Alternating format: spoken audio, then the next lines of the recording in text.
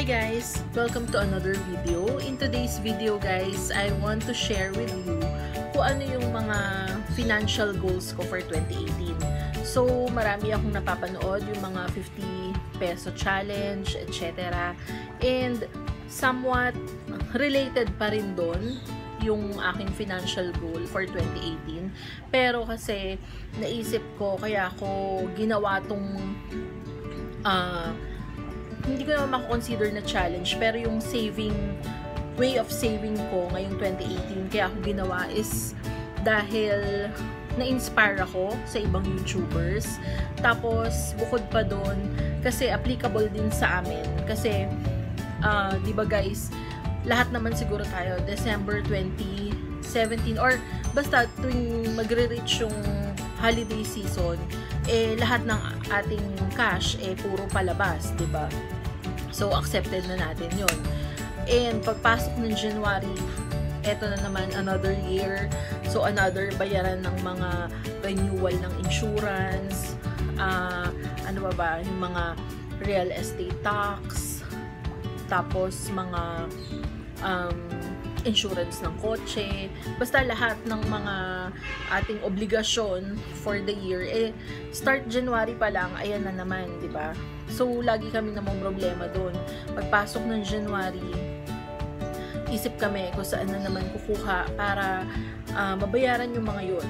So, naisip ko, for this year, 2018, bakit hindi unti-unti mag-save na kami para pagdating ng January 2019, hindi na kami mamomroblema kung saan pa kukuha ng mga pambayad ulit para sa mga yon for the year 2019. So, dahil nga sa mga napanood kong YouTube videos, na-inspire ako na gawin ito. So, ito, papakita ko sa inyo. Yung ibang videos kasi, bumibili sila ng mga piggy bank or mga alkansya. And ako naman, sabi ko, parang ayoko nang gumastos, nabibili pa ako ng mga ganon. So, naghanap ako dito sa bahay and ito yung nakita ko. It's a shoebox, guys. Yan. Nabinalutan ko lang meron kasi akong tape na colored o yung deco tape. Yan. So, binalutan ko lang siya. Kasi, ito pala, naging struggle ko guys kasi for the past years, ginagawa ko na yan, yung mga 50 peso challenge, yung mga, 80-10-10 na breakdown, mga saving tips na nakukuha natin sa YouTube. Pero, ang nagiging struggle ko is kung paano maging consistent. Alam niyo yun? Kasi parang sa umpisa, okay pa ako. Pagdating ng mid-year, syempre, dumadating yung point na kinakapos, nauubos yung pera. So, nangyayari sa akin, parang nagagalaw ko siya. Tapos, hindi ko na siya nare-replenish. Hindi ko na naipagpapatuloy. So, ang ginawa ko, para hindi ko talaga siya magalaw, ang ginawa ko, tinape ko yung buong box. Yan. So, wala akong way para makuha yung nasa loob nito unless na December 31 na o end of the year na. Kasi I'm planning to start January 1 hanggang December 31. Yan. Tapos, kumuha rin ako kasi nung bumili kami ng Yakult, nagkaroon ng free calendar. So, ginupit ko and dinikit ko dito para ma-monitor ko lang kung yung day na yon and yung date na yon nakapag-drop ba ako ng 50 pesos. So, ang challenge na to, I'm planning to drop 50 pesos per day dito sa box na to. And, dahil nga January, ano na ba ngayon? January 21 na ngayon, guys. So, medyo late na ako. And, nung naglilinis kasi ako, nakita ko na meron pa pala kaming sobra na 20s nung December kasi nagpapalit kami sa bank ng mga malulutong na 20s. Ayan. So, nung kinompute ko, 50 pesos times 21 is 1,050. So, nung binilang ko to, yung mga natirang 20s, 1,000 to guys. So, dadagdag na lang ako ng 50. buo ko na siya, yung January 1 to January 21. So, sabi ko, wow, parang, ano ba to? Siguro, talagang destined ako na maggawa ng ganito. Kasi, di ba, parang sakto eh. Iniisip ko nga kung 20s or 50s. Pero kayo guys, kung gagawa kayo ng ganito, isipin nyo rin kung magkano ba talaga yung kaya nyo. Syempre, kung halimbawa ang kaya nyo lang is 20 per day, huwag nyo pilitin na 100 per day kasi kakapusin naman kayo sa budget. And ang tendency nyo, hindi nyo maitutuloy yung challenge na to. Kasi, yun nga, kukulangan kayo and ang magiging paraan nyo na naman is katulad yung mga nangyari sa akin before na kukunin nyo rin yung mga naipon nyo na nauna. So, parang naglolokohan lang. Parang niloloko nyo lang yung sarili nyo, diba? So, ayun nga. So, for this year, ito yung aking goal.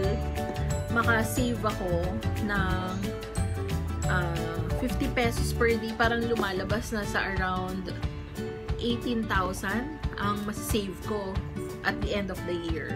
So, from time to time, guys, I will update you kung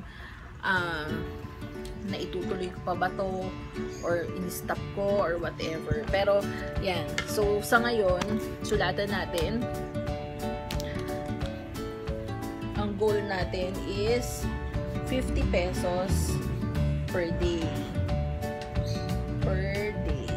And, kung gagawa kayo nito, guys, siguro mas maganda na ilagay nyo rin kung para saan ba yung savings na ginagawa nyo, diba? So, ako, lalagay ko for 2019 insurances na lang. Yan. Kasi bakit kailangan ilagay? So, sa akin kasi, ang tingin ko, no, nakaka-motivate din eh. Kasi every time na makikita nyo na, ay, para pala to sa, for example, may gusto kayong bilhin, ay, para pala to sa vlogging cam ko. So, kailangan maglagay ako. Yung ganon. So, kahit papano, mamomotivate kayo na kailangan nyo talaga mag-save. Kasi meron purpose kung bakit kayo mag-save. So, malaking bagay yon and malaking tulong yon. So, sana guys, maging successful ako this year sa aking goal na makapag-save. And kinatter ko lang pala dito na enough, lang ako dito ng butas na magkakasya yung money.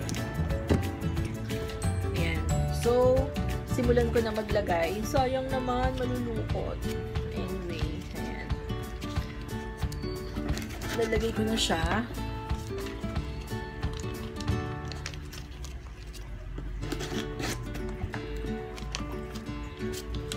So, balikan ko kayo guys pagka nailagay ko na lahat to dito sa box. Kasi medyo marami-rami.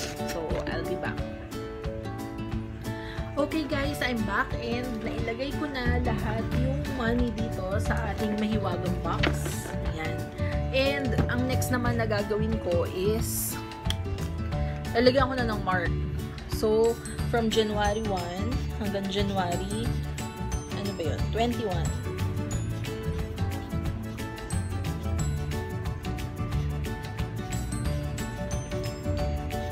Yan. So, ibig sabihin, from January 1 to January 21, nakapaglagay na ako dito. So, tomorrow,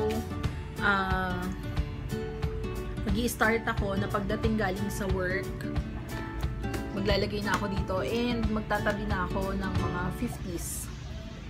So, excited ako guys. Sana mapanindigan ko to hanggang December 31. And, promise ko sa inyo, sabay-sabay natin itong bubuksan ng December.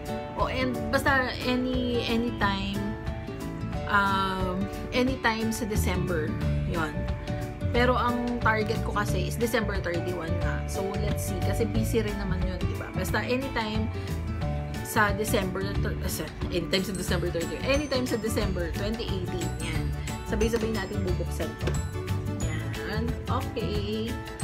I'm so excited. And guys, huwag nyo na napansinin to ha, kasi tamo oh, ang dami kong pimples ngayon.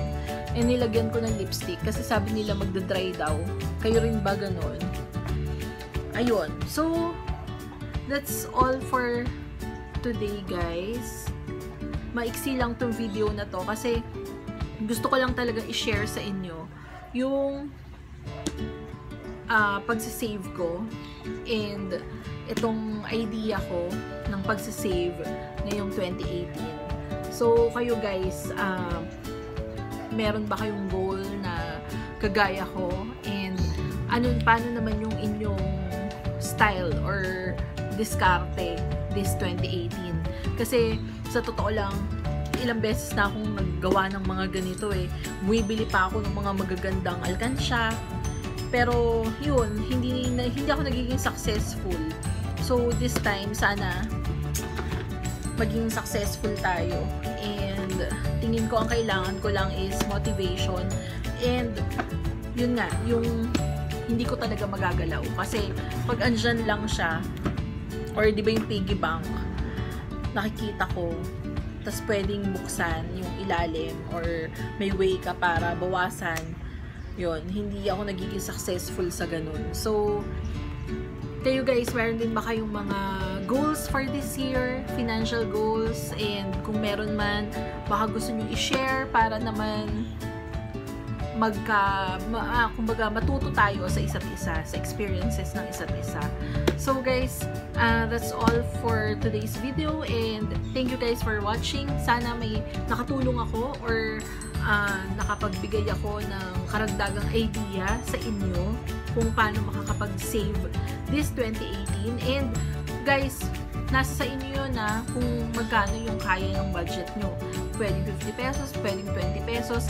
Ang importante guys, ma-develop natin yung habit kung paano, o ma-develop natin yung habit ng pagsisave. Kasi, yun naman yung pinaka-main idea ng lahat ng ito, diba? Kasi once na naging habit na natin yun, hindi na natin kailangan ng motivation, hindi na natin kailangan ng kahit na ano pa. Kasi, nasa ano na natin yun? Nasa sistema na natin yun. And, yun talaga yung gusto kong ma-develop this 2018, the habit of saving. Kasi yun yung pinaka-importante na learning na dapat makuha natin sa mga ganito. So, wala sa alkansya, wala sa ganda ng alkansya, nasa sarili natin yun guys, and nasa willpower natin, willingness natin, kung paano natin ma-develop yung habit ng saving. So, good luck sa atin guys this 2018 and sana makapag-save tayo ng todo-todo and ma-reach natin yung ating financial goals for this 2018.